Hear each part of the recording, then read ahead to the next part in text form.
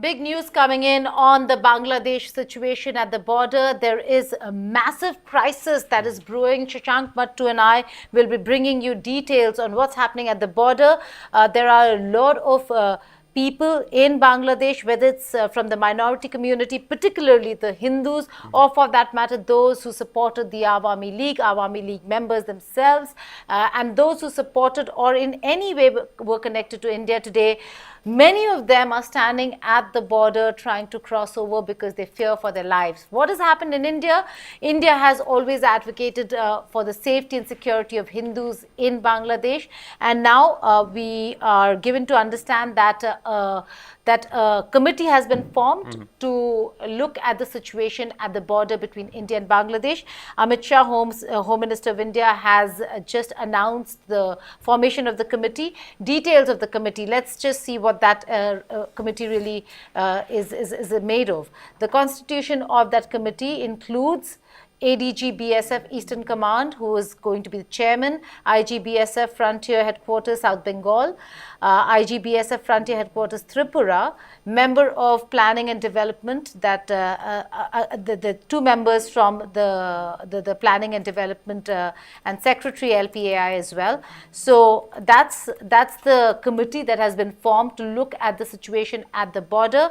Shashank, this is a very, very serious situation. What's the situation on the ground before we go to our colleague Shivani Sharma, who will get us details on what this means in terms of security for India? So absolutely. So just to begin with, in terms of what Geeta was saying, just to lay out the fact that the government of India has constituted a committee to discuss what's going to handle what's happening at the border in terms of migrants coming in into India from Bangladesh. That's of course because of, and this is something we've just been covering so far right now in the newsroom, which is that there are refugees who are coming in, Bangladeshi citizens who have been piling up at near the Cooch Behar border, which is near India's border with Bangladesh. They've been there for some time now, since Friday morning. They've been getting ready in some of the border villages there.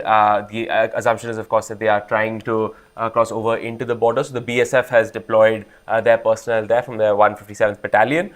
So the idea, of course, now coming in that are we going to see more migration, more refugees coming in as the political situation in Bangladesh deteriorates? Just to bring it back and explain the crisis again, what we saw after the fall of the Sheikh Hasina government was a string of attacks against the minority Hindu community in Bangladesh, which forms around 8% of the population of the country.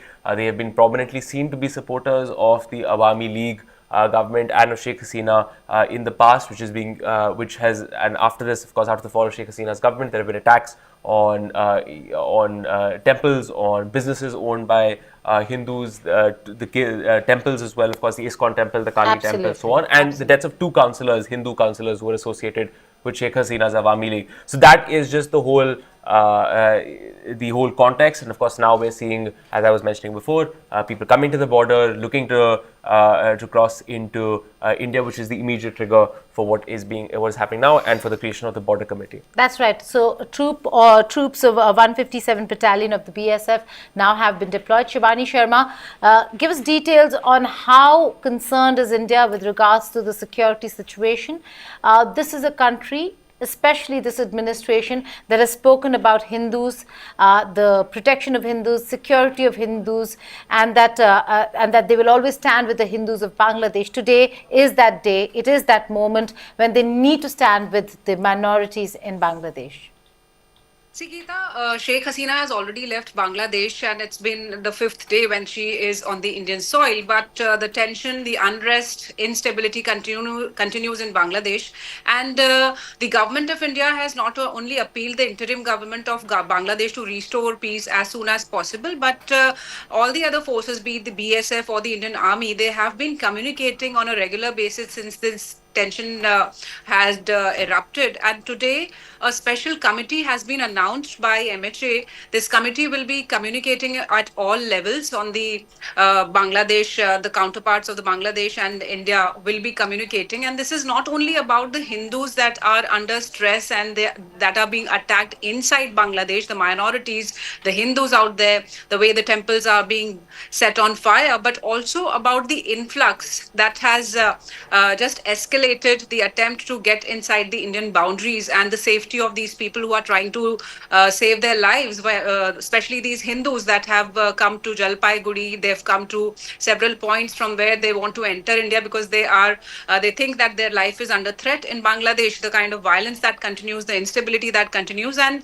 since India shares a border of around 4,000 kilometers with Bangladesh, and a number of states touch the boundary of Bangladesh, be it West Bengal or Tripura. So on all these points, there are regular communication links that are being set up by the BSF India. And this particular committee will be headed by the ADG of Eastern Command of the BSF. And not only this, Geeta, Tripura also will be in touch regularly. The officials of BSF will be in touch with the officials of Bangladesh. They will be communicating, and the situation will be monitored about what's happening close to the boundaries, close to the borders, but also inside Bangladesh. There will be persuasions from Indian side to look after the interest of the Hindus, especially, and all the other minorities too, because we know that still thousands of Indians are stuck inside Bangladesh. Not all could come back. So their safety is important.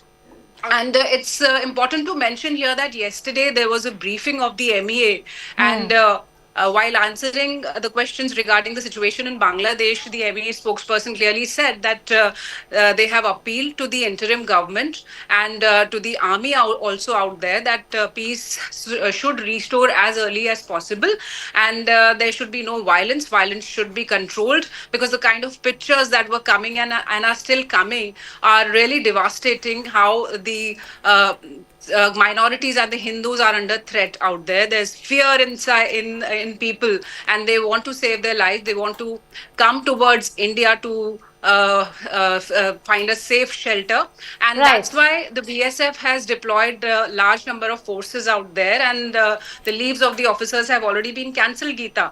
So this committee that has been set up today, the panel that has been set up today, will be communicating on all fronts to ensure that the Hindus, the minorities, their properties are safe in Bangladesh, the violence stops, and the people who are along the borders should also be provided safe places. Okay, that's a very important point you make, and what Shivani's been saying, Shashank, is the fact that leaves have been cancelled. The situation is as serious as that at the border, and it is something where we're looking at a multi-pronged approach. From the security aspect, we have the Home Minister himself monitoring the entire situation, but from the diplomacy aspect, we also have the External Affairs Minister monitoring the situation. So with Bangladesh, a very near neighbor, close neighbor, and Awami League not in the picture anymore, for India it's going to be difficult, but at the border it seems like that's a concern that is of immediate something that has to be looked at immediately for India. Right, absolutely. And in fact, you already have and part of the problem, of course, is not just the security that has to be considered, which is a conversation that you've been having for a while. There have already been reports, I think, even from 2 days ago, of hundreds of refugees. Bengali newspapers reporting, especially, that hundreds of refugees are beginning to arrive at various points on the India-Bangladesh border. What we've seen in Cooch Behar, of course, is just a continuation of that. So, how many more refugees are we going to see? How long will it take for the interim government to get things back in control, given that Bangladesh still seems to be running through a lot of instability? The important question, I think, here is also about what this looks like domestically in India. The important thing is that you had a very prominent BJP leader, Suvendu Adhikari, come out and say that there could be as many as 1 crore refugees coming into India, and the government should be prepared for that. And then there has also been politics on the other side, which is that Pradyot Debarman, who is a prominent leader in allied to the BJP, of course, from Tripura, of course, coming out and saying that this is a state that's very sensitive towards more refugees coming in of Bengali extraction because of the sensitive politics of that state. And they've asked that we do not want any influx of refugees to come in a significant way. So you're already going to, not only do you have to handle the border in terms of just the physical security, you're also going to have to handle the domestic politics at home. So that's a question I would love to ask in terms of Shivani, in terms of how, just of course, could you tell us a little bit about what the security will need to be at the border, how the Indian authorities are looking to handle this, any influx that may come in, but also, about the domestic politics of it. The politics of the states, Shivani. The politics of the states, how are the states looking at it? See, this is definitely a difficult situation for India. There's a lot of political pressure on India because Sheikh Hasina is still here and she seeks asylum in a different country, but she hasn't got yet. And on the other hand, the borders are disturbed. There is tension along the border. So, and India happens to be in a standoff with China. We must remember that the eastern Ladakh region is already under stress. And yesterday, while an address was on, the Chief of Defense Staff, General Anil Chauhan, has also mentioned first time, he responded first time, Geeta, that there is instability in the neighborhood, and that is definitely a cause of concern for us because the border security force is definitely taking charge at the borders, but a lot of other security forces are involved, be it the army or the other forces, because on the front we see BSF, but everybody, be it the Air Force, be it the Indian Army, all the other security agencies, they are on a high alert because this is a not a normal situation. And when we talk about the politics of the state, also it is actually a big factor. Be it West Bengal, be it Tripura, the states that touch the Bangladesh border. There we see a lot of they are under a lot of stress. In West Bengal, in New Jalpaiguri, we've seen an influx of around 1,200 to 1,400 people who want to cross the border and they want to be safe in India. And in Agartala, in Karimganj, on a lot of other border points, we have seen how there is tension escalating and the forces are on high alert. And this not only is about BSF, but all the other security agencies that are monitoring the whole situation. And the committee that has been formed today will be coordinating with the counterparts in Bangladesh, be it the BSF, be it the army, the other security agencies, on a day-to-day basis. They will be communicating and they will look into how the people, especially the minorities, the Hindus, the Indians who are stuck out there, remain safe. The peace and normalcy returns as soon as possible. So that's the concern of India, and that is a very genuine concern because it is the immediate neighbor. And not only the MEA, the Defense Ministry, the Home Ministry, these all ministries are continuously monitoring the whole situation. Right, Shivani, thank you so much for the updates. We'll keep coming back to you because this is a developing story and one that we will be tracking very, very closely. So thank you so much for joining us for now. That's the big development for the day. We are looking at how India is going to contain or look at containing this entire situation. Meanwhile, External Affairs Minister Dr. Jaishankar spoke about the situation on the ground. Let's listen into what he had to say. For the moment to India. We simultaneously received a request for flight clearance from Bangladesh authorities. She arrived yesterday evening in Delhi. The agitation at this stage coalesced around a one-point agenda, that is that the Prime Minister, Sheikh Hasina, should step down. On 4th August, events took a very serious turn. Attacks on the police, including police stations and government installations, intensified even as overall levels of violence greatly escalated. We are also monitoring the situation with regard to the status of minorities. There are reports of initiatives by various groups and organizations to ensure their protection and well-being. We welcome that, but will naturally remain deeply concerned to law and order. Well, okay, that was External Affairs Minister Dr. Jaishankar speaking on the floor of the House. So, Suryagni, our correspondent and colleague, joins us from Kolkata. Suryagni, the fact that this is a very, very serious situation, you've been getting reports, you've been looking at the situation in West Bengal, at the border areas as well. First, give us a sense of what's really happening. How concerned, one, we do know that the Home Minister has formed a committee, but how concerned is the West Bengal government as well? Well, nothing much is in the hands of the West Bengal government if we speak, practically, because it's a completely international affair, and yes, it's a border state. It applies, this not only applies for West Bengal, but it also applies for West Bengal, Tripura, Meghalaya, and Assam, because Bangladesh shares, a lot of its borders, like exactly. with these four states, and what's more important to state is that majority, not majority, but there's a huge part of the border which is porous. That basically means that it's riverine. It's not fenced. So that itself is a major issue. And what we saw yesterday or 2 days back at Jalpaiguri's border area, and today also around Shitalkuchi in Kuch Bihar. At least this one has a fenced border, so the crowd that arrived at the Bangladeshi side. So there was no chances of sneaking in. But in Jalpaiguri, uh, where people are there, uh, where people had, or they had tried, walking in, because it's a pillar to pillar border. There was I not know, much yes. of the area was fenced. So it's a very dynamic and a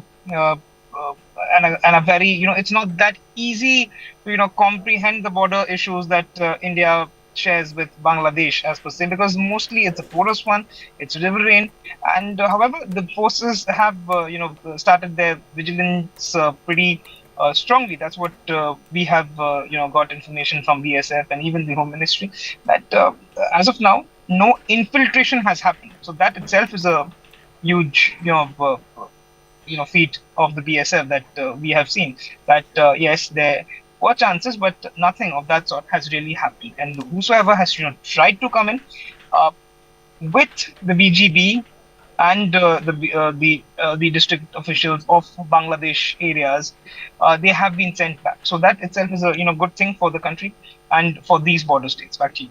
Well, Suryagini, stay with us. Shashank also would like to ask you a few questions. But Shashank, before you go to Suryagini, the fact is that this is a very interesting, serious, yet so interesting in terms of the layers of politics that we see between West Bengal, center and Bangladesh. Sure. Now, when the protests had begun, and there were anti-Awami League protesters or purely students who were protesting, forget about BNP and others, purely students who were protesting, and when they were seeking help and they were running, and Mamata Banerjee came out and said that Bangladeshis are welcome into India, Right. Bangladesh took offense to that. They called those students Razakars, which basically means traitors, and if you go back to the history, you know what that really means, and insulted students, whilst they must have also insulted or been talking about BNP and Jamaat. That aside, that's politics. But a lot of students felt affronted by this, right? And today, when Awami League has left, their own supporters are at the border. What does Bangladesh or that government have to say about India saying, or if Mamata Banerjee says they're welcome? But Suryagini had a very important point over there, that much has to do not with the state government but with the central government, absolutely. And I think that you made a very interesting point about politics. I would love to hear what Suryagini has to say on just the domestic politics when it comes to, for example, West Bengal. The fact that Mamata Banerjee, of course, is in a difficult position. If she then does not act, then is there going to be fodder for the BJP to say that, oh, look, Mamata Banerjee does not care about the interests of Hindus and migrants and so on and so forth. So that's one question that I would love to ask. But as I was mentioning before, the question of Tripura as well. Well, yes, Suryagini, we'd really like to know that. The politics of states, Yes, Shashank, if please. you could. No, I mean, Suryagini, if you can hear me properly, just very clearly, I wanted to ask if you could lay out for us how this will feature, an influx of refugees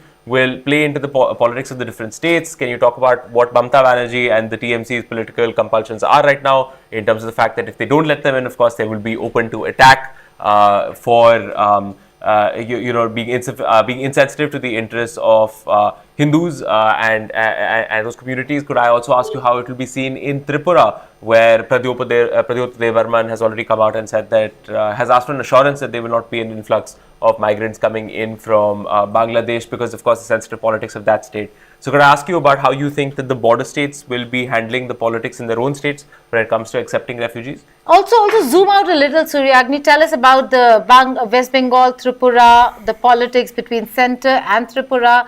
How is that really going to play out? Because this is a human crisis that we're looking at. Well, it's a very complex thing that's happening. there are two parts to it. One, there's the Indian politics that's happening in and around this particular development that has happened. That's it. And there's the practical, thing that's happening in and around this particular issue that we are seeing. The politics part was that, we did see Mamata Banerjee saying that, she'll welcome people. We also saw BJP claiming that there are so many Hindus and we should be ready to bring them back. But the question that lies is, who is bringing them, to Bengal or Assam or Tripura, because this entire thing is not in the hand of the states. Borders are guarded by Border Security Force. Border Security Force is a MHA body. It doesn't listen to the states. If I speak of West Bengal, there's already a tussle between the state government and the BSF, because the BSF's jurisdiction was increased to 50 kilometers. Mamata Banerjee had opposed that completely. That's true. She felt that, it's eating up on the state's powers. Keeping that aside, that was just an example. But, it's easier said than done, because political personalities, political parties will, look forward to any election and come up with their, statements which may reap benefits for them. But then there's a government of India, which is the one who is tackling this particular issue. And it's in the hand of the government to let these people or whosoever wants to freely walk in. Now there's another part to it which is very interesting as per my understanding. There's a CAA. CAA has some rules, it that basically means that people who, if you're going to allow these people, then again CAA might have to be amended. Because so 2018, you're right, Suryagni, for our viewers, because 2018 is the cutoff year. December yes, 2018 is the cutoff. So it's, as I said, Geeta, it's not really that easy. It's very easy for politicians to come out and make a statement. It's to woo their voter bank or the people they are catering to. But then again, this entire crisis, yes, it's a border crisis. Border states will be affected. There will be a lot of the things that these border states, the governments, especially let's say West Bengal and Assam, their governments have to look into, because if an infiltration happens, but then it's on their the first effect will be on the state government, not on the government of India. So that is a completely different issue. Suryagni, that's exactly what we're saying. That's exactly what we want to understand with regards to West Bengal. How concerned is the government of a real fear of massive influx? How concerned are they? And we'll talk about that, but let's just listen into what Mamata Banerjee, Chief Minister of Bengal, had to say on the situation at the border.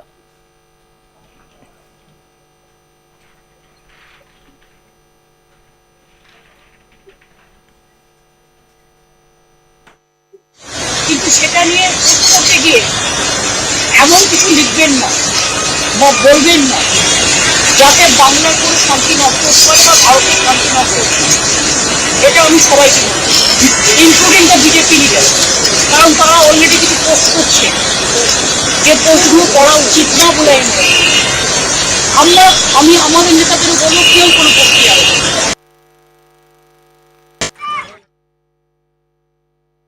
West Bengal, Mamata Banerjee coming out and of course making a statement talking about the importance of posting things that are accurate online, of course calling on people not to post something that could be incendiary or make the situation much more difficult, given the very difficult situation that that the state of West Bengal finds itself in, as a state that is going to see a lot of migration potentially if that is the direction which the government of India chooses to go on. Of course, she also takes a pot shot at the BJP, saying that BJP leaders are posting things online that should not be posted.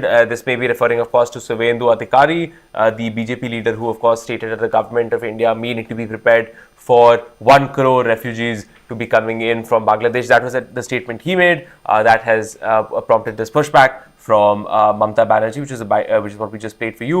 We also have, of course, the Chief of Defence Staff of India, General Anil Chauhan, who also spoke about the situation, about the deteriorating situation in India's neighbourhood. We just play that for you.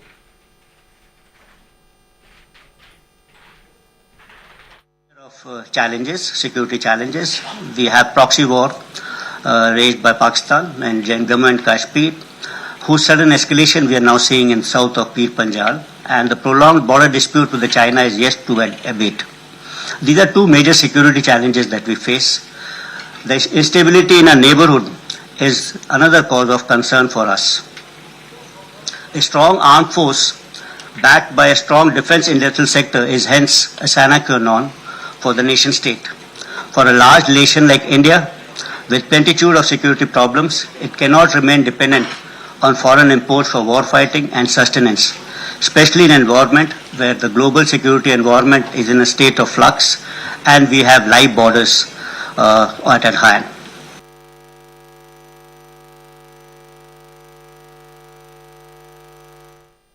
Right. So that was the Chief of Army Staff. Suryagni continues to be with us. Suryagni, this is again a very, very serious situation for India and for Bangladesh. For somebody who's been following India-Bangladesh politics as well, how does it look for India to have Sheikh Hasina in India, in New Delhi for a prolonged period of time? How uncomfortable could India become with the situation right now? Well, to be speaking very practically and truly, the longer Sheikh Hasina stays over here, the more, the more anti-India sentiments will, crop up in Bangladesh, and this is something that it's not really, it's not really hidden, but that is the fact that we can see, because if you just switch on Twitter or look at what the students or the people who the general people who are protesting in Dhaka or the entire state of Bangladesh, they are commenting on, is that as a friend of Bangladesh, the government of India should arrest Sheikh Hasina and send her back. So this is the notion of a chunk of the people who are protesting over there. So that clearly indicates that if Sheikh Hasina keeps on staying in India,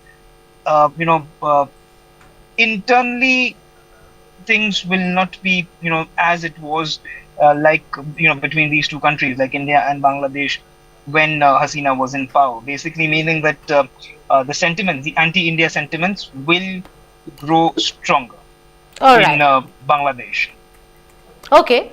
Suryagni, thank you so much for joining us here on India Today Global. We'll keep coming back to you because this is a developing story and a lot is going to happen in the coming days. Situation could get from bad to worse. We don't know how it's going to happen or play out over here, Shashank, but it certainly has gotten from bad to worse at the border. On the other side of the border, a lot of deaths. Meenakshi Ganguly, we were speaking with of Human Rights Watch. Absolutely. She said that after Sheikh Hasina left, before Sheikh Hasina left, and these are unofficial numbers, about 400 were killed or died, which is about a span of quite a few weeks. And after Sheikh Hasina left, which is a span of 4 or 5 days, 200 people have died already. So that's how serious the situation is. We'll keep tracking developments on what's happening in Bangladesh. Professor Yunus has taken charge today, and he has the first call has been to ensure that there's no communal disharmony. But we'll again have to wait and see what happens on the ground, because he right now is only represents an interim government, an interim administration. Absolutely. There will be re-elections. We will be looking at BNP and Jamaat-e-Islami maybe coming with stronger force. Let's wait and see what the fate of Awami League really is going to be in the upcoming or whenever the re-elections are held. But BNP and Jamaat are certainly are here to stay. Absolutely. And in that, there will certainly be concerns, growing concerns with regards to what happens to minorities in Bangladesh, especially the Hindus of Bangladesh. Thank you for watching India Today Global.